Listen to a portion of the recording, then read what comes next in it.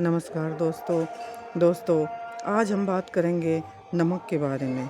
हाँ दोस्तों, नमक हमारे जीवन में बहुत प्रभाव डालता है। दोस्तों, हमें हर किसी का नमक नहीं खाना चाहिए। हाँ दोस्तों, आप मीठा किसी का भी खा सकते हैं, मीठा आप खाइए, लेकिन नमक हर किसी का नहीं खाया जाता। दोस्तों, किसी के यहाँ भी कोई चीज़ खाने-पीने का भी एक प्रावधान होता है। ऐसा नहीं है कि हम किसी के यहाँ भी जाएँ और अपने मन मुताबिक चीज़ें खाएँ, क्योंकि जो भी हम किसी का खाते हैं, उसका प्रभाव हमारे जीवन में पड़ता है।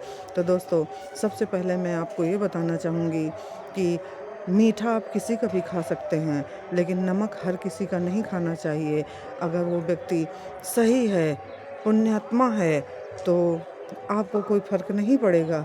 लेकिन अगर किसी दुर्जन व्यक्ति का आपने नमक खाया, तो दोस्तों उसका प्रभाव आपके जीवन में पड़ेगा। दोस्तों, एक बात और है। दोस्तों, नमक का अपना एक पावर होता है। आपने ये कई बार सुना भी होगा कि जैसे लोग बोल देते हैं कि वो नमक हराम था।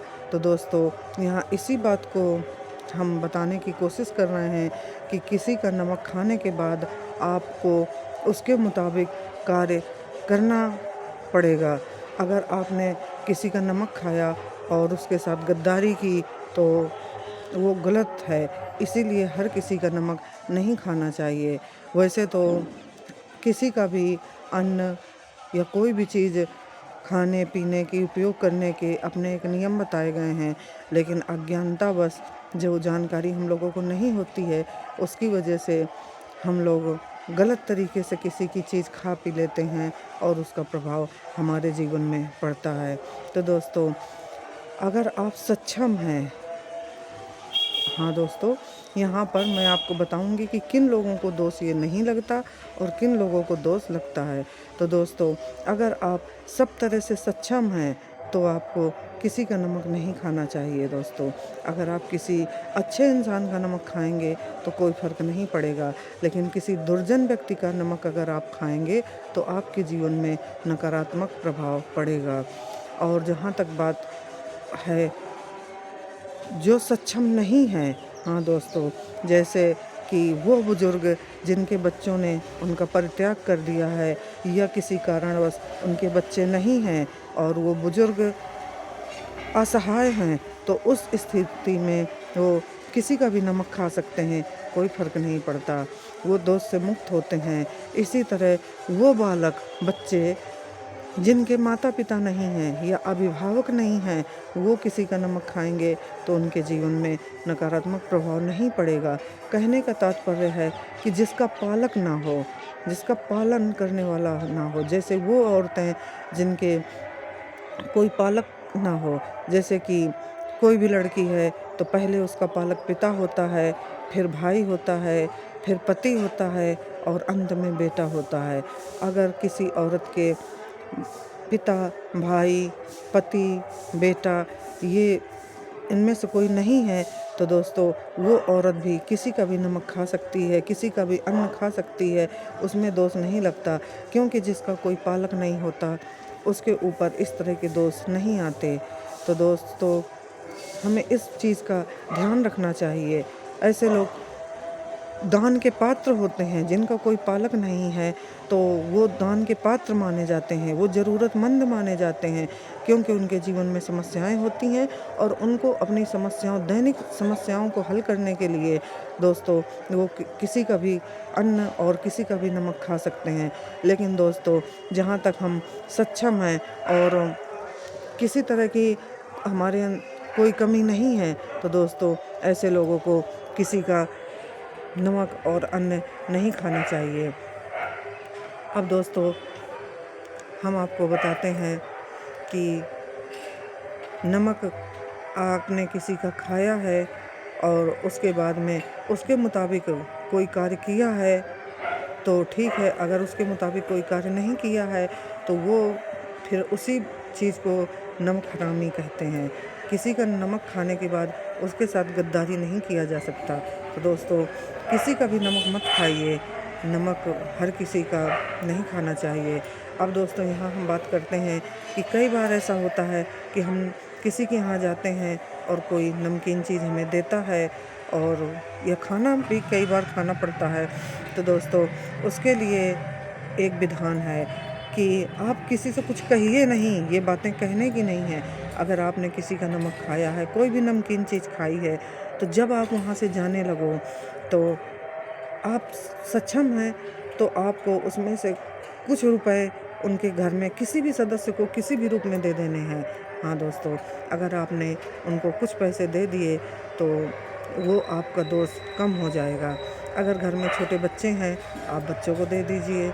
अगर घर में बहन बेटियां हैं, आप उन बहन बेटियों को 150 कुछ भी, जो भी आप, जैसा आपके जेब अलाउ करे, तो जितना आप सक्षम हो तो उस तरह से आप कुछ पैसे उनके घर के बच्चों को या फिर उनकी बहन बेटियों को, किसी को भी कुछ अपने पास से कुछ पैसे दे दीजिए।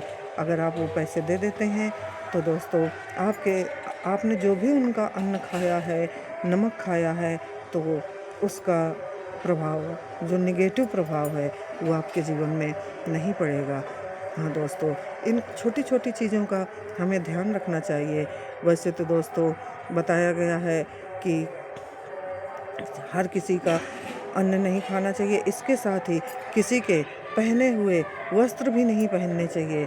हाँ दोस्तों, अब आजकल तो मार्केटिंग का सिस्टम है, आजकल चलन है। बहुत लोगों को मैं देखती हूँ कि शादी में वर-वधू किराए के कपड़े मंगाते हैं और उनको धारण करते हैं और विवाह जैसे शुभ कार्य दूसरे के कपड़े पहनकर करते हैं दोस्तों, जो कि गलत है। दोस्तों यहाँ बात ये नहीं है कि आप 50,000 का ही कपड़ा पहने, 1 लाख का ही कपड़ा पहने और किराए का लेकर पहने। दोस्तों ये गलत है। आप भले ही कम पैसों का पहने, 5,000 का पहनिए, लेकिन खुद का पहनिए। दोस्तों आप किसी का नया कपड़ा लेकर पहन सकते हैं, लेकिन किसी का उतारा हुआ कपड़ा और फिर पहनते हैं तो आपके ऊपर नेगेटिव ऊर्जा आएगी, क्योंकि जो भी हम पहनते हैं तो हमारी जो ऊर्जा होती है वो उन कपड़ों में रह जाती है। और दोस्तों अगर किसी नेगेटिव व्यक्ति के पहने हुए कपड़े आपने पहना तो उसकी नेगेटिव पावर जो होती है वो आपके शरीर में आएगी। दोस्तों ये बात मेरी सभी को समझ में नहीं आएगी, क्योंकि बहुत से लोगों को इस चीज़ के बारे में पता नहीं होता। हाँ दोस्तों, हम सब के शरीर में एक ऊर्जा होती है, एक अपनी अपनी पावर होती है शरीर की। तो दोस्तों जब उस पावर को हम कोई भी चीज़ पहनते हैं, कहीं भी रहते हैं, हमारी वो पावर, वो पॉजिटिव है या फिर नेगेटिव है, वो पावर हमारे आसपास रहती है। दोस्तों जो चीज़ हम यूज करते हैं उस पर वो पावर जाती है। अगर हम कपड़े पहनेंगे तो उतारे हुए कपड़ों पे हमारे शरीर की ऊर्जा रहती है। तो दोस्तों इसीलिए आप सस्ते पहने, कम पैसों के पहने, लेकिन खुद के पहने। ज़रूरी नहीं है कि दुनिया की इस भेड़ चाल में आप भी शामिल हो जाएं। दोस्तों ज़रूरी नहीं है कि महंगा ख़रीदा जाए, आप सस्ता ख़रीदिए लेकिन खुद का ख़रीदिए। दोस्तों मैं ये कहती हूँ, मेरा जो अपना खुद का मानना है कि दोस्तों कहते हैं कि महलों में गुलामी करने से खुद की झोपड़ी की मलकियत अच्छी होती है। हाँ दोस्तों, मैं इन्हीं विचारों की औरत हूँ। तो मुझे जो है किसी की यूज की हुई चीज़ें जो कि नेगेटिव पावर की होती हैं वो मुझे पसंद नहीं। तो ये मेरा नज़रिया है और ये मैंने किताबों में भी पढ़ा है दोस्तों। तो इस चीज़ पे आप खुद गौर करिए, आप प्रैक्टिकल बनिए, खुद गौर करिए कि कोई भी चीज़ पहनने से हमें क्या लाभ हो रहा है, क्या हानि हो रही है। दोस्तों वैसे तो किसी की घड़ी भी नहीं उतारी हुई लेनी चाहिए, क्योंकि उसका बुरा समय अपने पास आ जाता है। तो इसके बारे में कोई अलग से वीडियो मैं आपको बनाऊंगी। यहाँ पर बात अभी मैं नमक की कर रही हूँ। तो दोस्तों कोशिश करिए कि आप मीठा किसी का भी खाएं, लेकिन नमकीन चीज़ें आप किसी की ना खाएं। जय श्री राम मित्रों।